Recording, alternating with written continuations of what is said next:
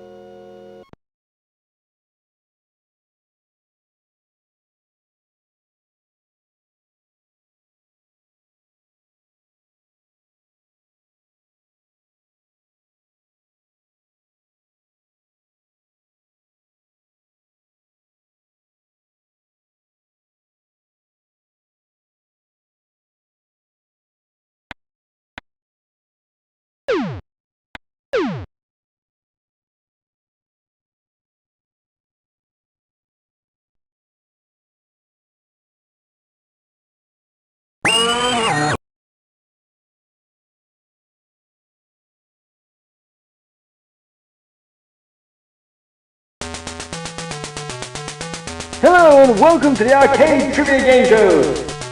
Today's contestants will be competing for over 3 billion pixels in prizes! So without further ado, on to the first question.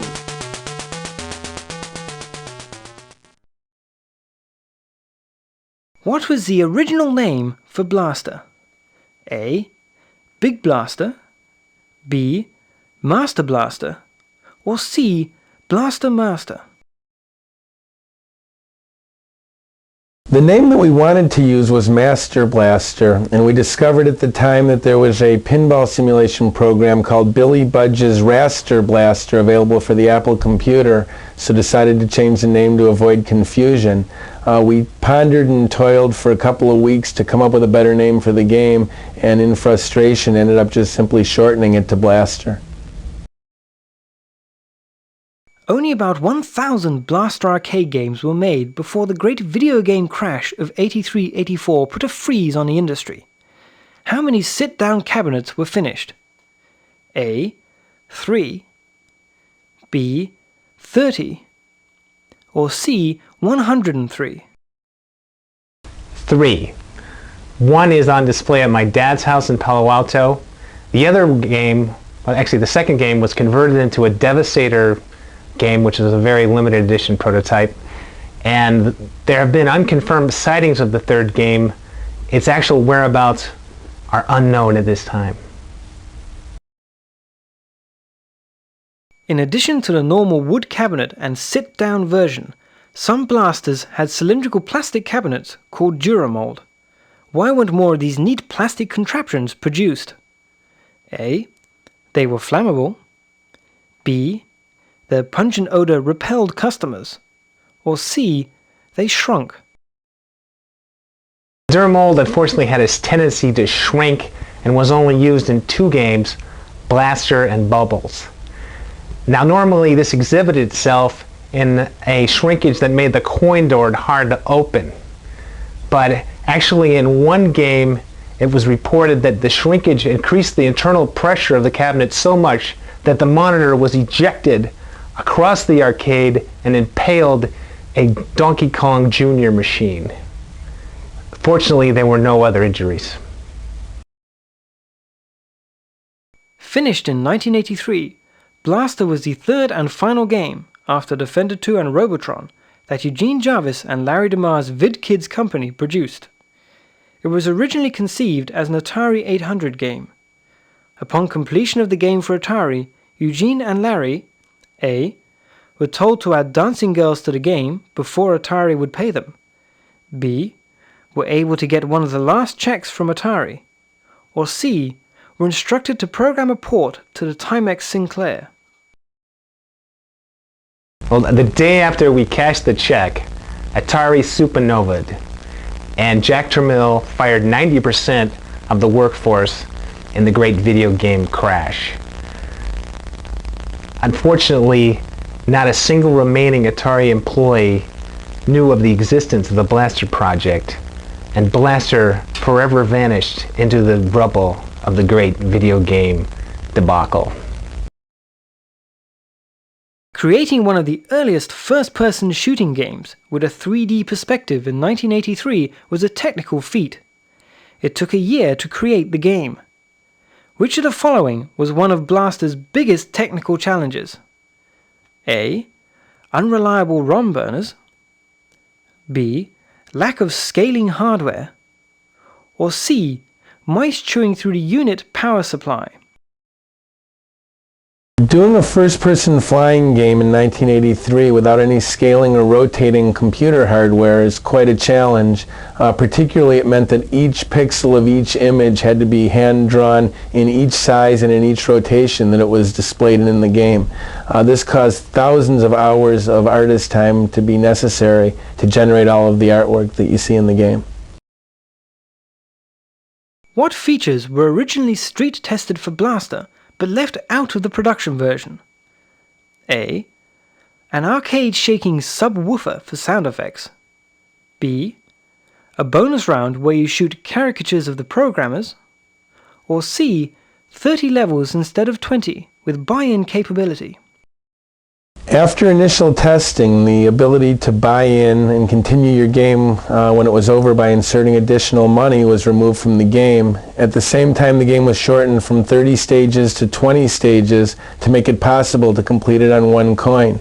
At this time, there was a stage called Outer Space, which among other things had this gargantuanly large Starship Enterprise that would just fly over your head for about 3 miles, and that whole stage was removed at this time. What was the processor speed of the Blaster 6809 chip? A. 25 MHz. B. 200 MHz. Or C. 1 MHz. Even though it may take 2 minutes for your 266 MHz Pentium 2 to boot up, Blaster was programmed, believe it or not, with a 1 MHz chip. And man, did it hurt.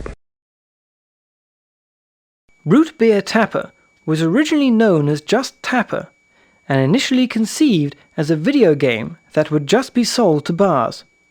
It was an officially licensed product of what company? A. Budweiser. B. Pabst Blue Ribbon. Or C. Old Style.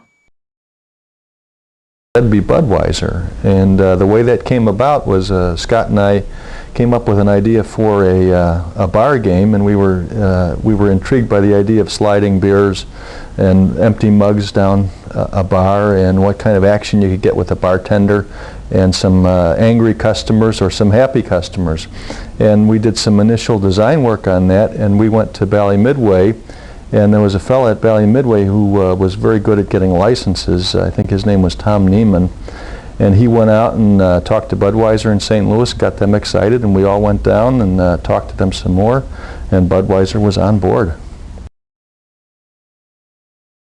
The Tapper arcade game included what unique features to attract the beer-drinking video game players? A. Side-mounted pony keg. B. Towel dispenser and coin door that doubled as a bottle opener. Or C. Mounted cup holders and brass rail footrest. Bally Midway at the time had really good cabinet people, so we suggested a cabinet that looked like a bar. They put a brass rail at the bottom of the cabinet where you could rest your foot while you're sitting on a stool playing the game. They put metal cup holders on the control panel where you could rest your drink, preferably a Budweiser. And the Budweiser tappers looked like, or the tappers to pour beer actually looked like Budweiser tappers. For the root beer version, they changed the cabinet just slightly, where they put some extra stickers on the cabinet to say root beer, and that they changed the Budweiser logos to root beer logos. Tapper was first play tested in public at what Rush Street bar in Chicago? A. T.J. McGillicuddy's. B. The Snuggery. Or C. The Czar bar. Well, we tested Tapper first in the Snuggery, and that was a new kind of testing for us. We'd previously only tested in arcades, and so I think Scott and I really enjoyed an opportunity to go test this in the evenings at the Snuggery, and it was exciting for us to watch players who were having a good time in the bar kind of wander over and get excited about a beer drinking game, a Budweiser game, and we enjoyed watching them, and we learned a lot from those initial tests. We knew we had a winner when we watched people play. Game designer Scott Morrison listened to what group of bands joined a creation of Tapper that went on to inspire Tapper's third bar? A. REO Speedwagon, Loverboy, Night Ranger and Journey. B. Kenny Rogers, the Gatlin Brothers, Jimmy Buffett and Jerry Reed. Or C. Devo, the Talking Heads, the Ramones and the Dead Kennedys. I've always had sort of an eclectic taste in music. In college I got into a lot of alternative stuff. I was a big fan of Devo and Talking Heads, the Ramones. I used to listen to that a lot in my office while I was designing the characters. I had a lot of fun putting safety pins through their heads and mohawks on the characters. And most of the other designers on the project didn't really care for that kind of stuff, so I tried to keep it to myself as much as possible. But it was kind of fun to bring the music scene of the time and put it into the video game. It kind of dates the whole piece. Tapper programmer Steve Meyer also worked on what other quirky early 80s video games? A. A game where you must frantically set up dominoes. B. A game where you play a logger who rolls logs, chops down trees and tries to knock trees into other loggers. Or C. All of the above. Well, we worked on several together. The first one was Domino Man. I had a minor role in that, but I think Rich and Elaine Ditton were really the drivers on that one. And then after that I worked on a game called Wacko with Scott. We were matching aliens and mismatching aliens, and it was really a lot of fun. You get some interesting combinations. I still look back and I like that game very, very much. And then we came up with an interesting idea of a two-player competitive game, which was one of the first. There were a few that preceded it, but you were a logger and you were playing against another logger trying to knock trees on each other. And we had a log rolling round in there, and we really had a lot of fun with that one. It was almost in the same vein as Tapper, but a little bit different play mechanics. So we worked on some interesting stuff. Tapper has an Easter egg that displays the creator's initials when you do the following. Hold all joysticks and Tapper handles in the down position and push the 1 and 2 player start buttons at the same time. This trick will only work when the game's in what mode? A. The cowboy bar. B. The attract mode. Or C. The bonus round. back in those days, creators of games were really not allowed to put their names or credits into the game, so we kind of snuck it in as an Easter egg. We really weren't supposed to, but we did anyways. During the attract scene, while the word tapper is filling up with liquid, either beer or root beer, if you're holding all the controls down and press the player 1 start and player 2 start at the same time, our credits will come up on the screen. What innovative feature was created but never made it to the final version of the game? A tournament competition version of the game that dispensed beer every time you won a round. B, a molded plastic cabinet shaped like a beer can. Or C, a digitized sound chip that emitted recorded burps from the programmers drinking beer. We're designing all the characters for the game.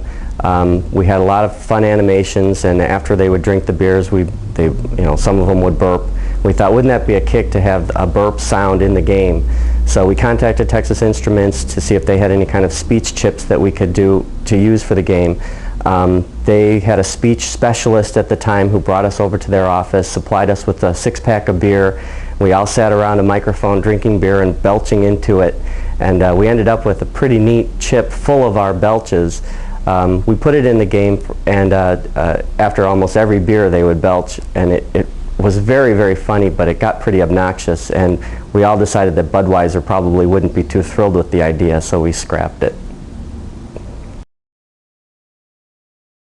Although the rights to Henry Mancini's Peter Gunn theme were bought for inclusion in a digitized soundtrack for Spy Hunter arcade game, another song was originally sought after and programmed into the prototype machine until it was determined that licensing costs for the music would be too much.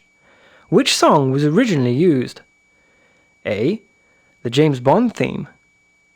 B, the Mission Impossible theme. Or C, the theme from Shaft. Well, originally it was going to be the James Bond theme because Bill Adams, who was running the software group at the time, and I were both huge James Bond fans. And we had gone to Japan, and I'd picked up a tape of James Bond's greatest hits. And the very first time we brought the game up, it was really, the entire game was very, very James Bond inspired. But the game played with the James Bond theme for many months until we couldn't get the rights, at which point one of the marketing guys suggested Peter Gunn, which was something we weren't terribly familiar with, but it did the trick. The car in Spy Hunter, the G6155 CIA prototype interceptor, the numbers stand for designer George Gomez's birth date, was modeled after a real car that George Gomez owned at the time. It was also featured in promotional brochure photography for Spy Hunter.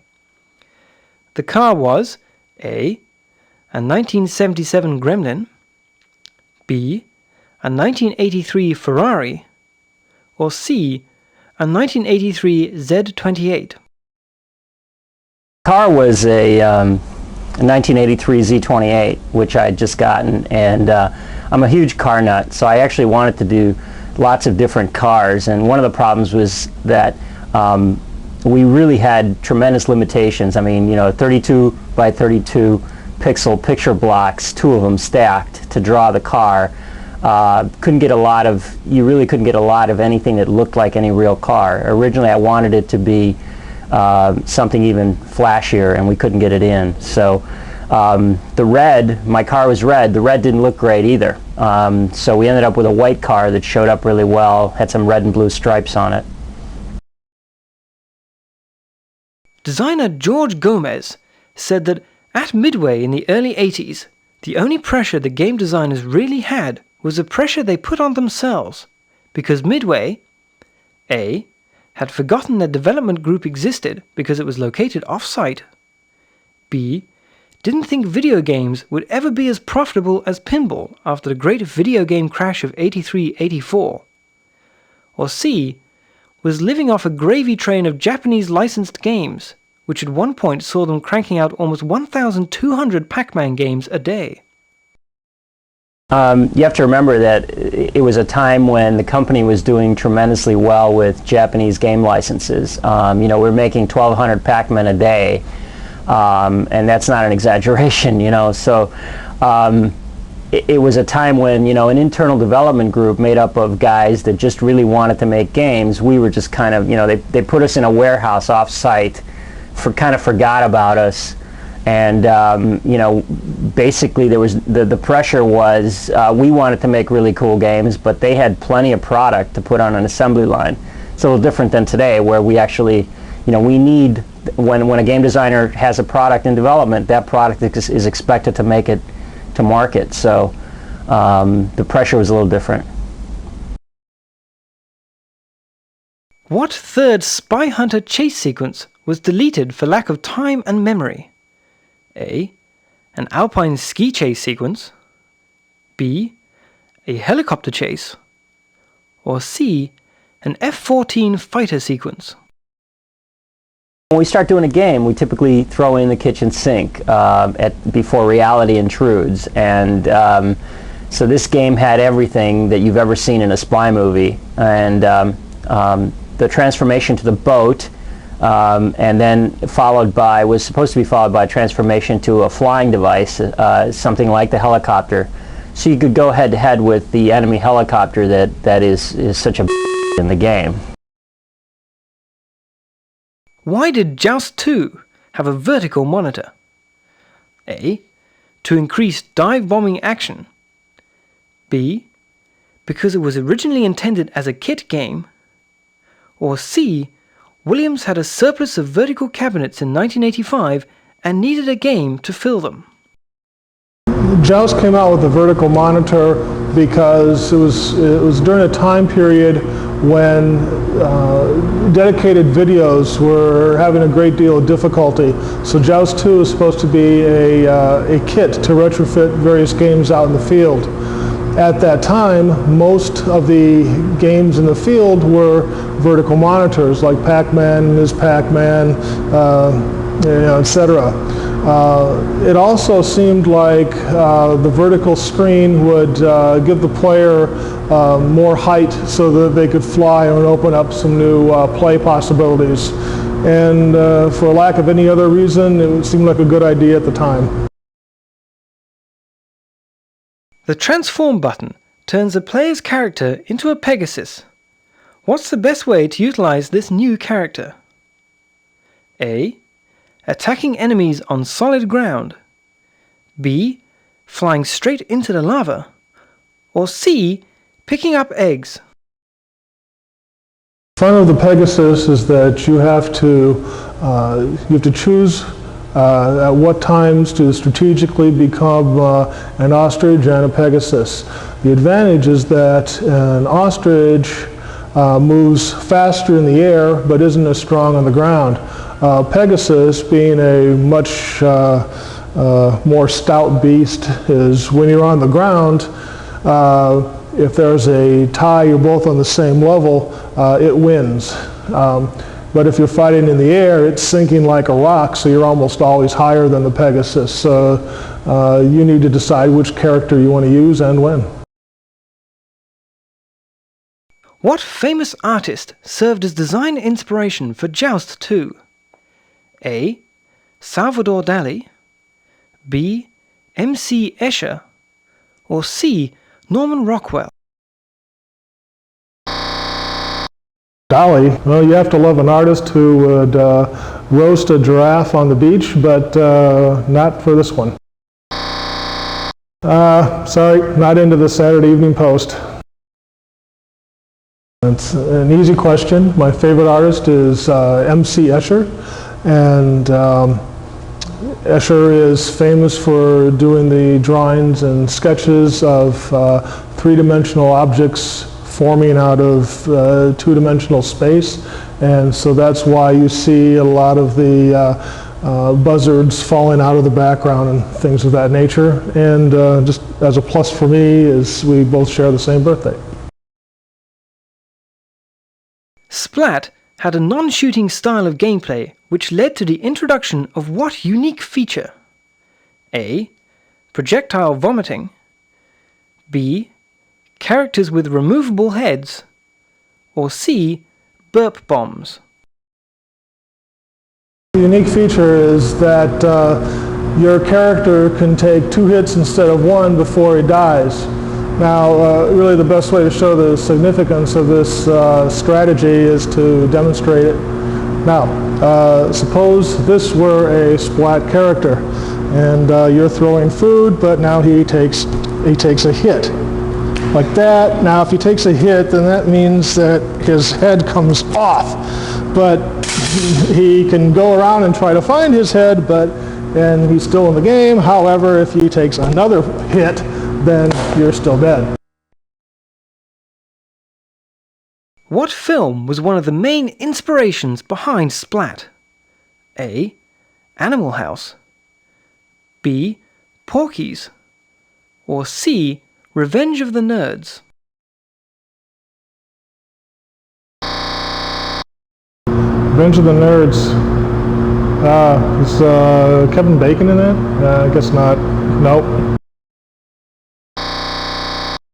Good try, but nope, not Porky's.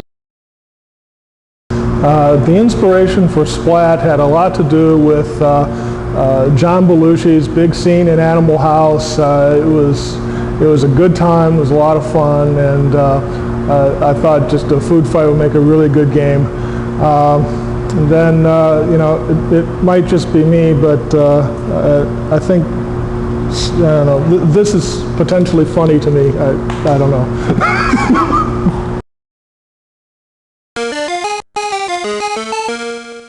Congratulations, you won!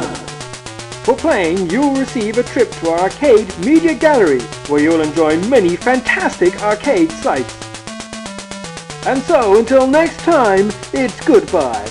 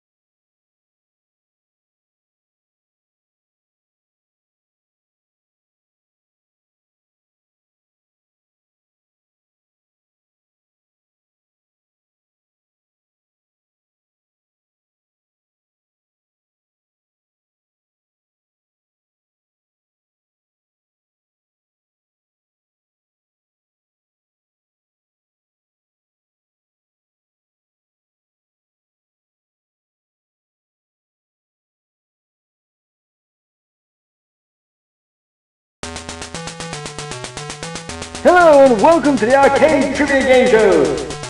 Today's contestants will be competing for over 3 billion pixels in prizes! So without further ado, on to the first question.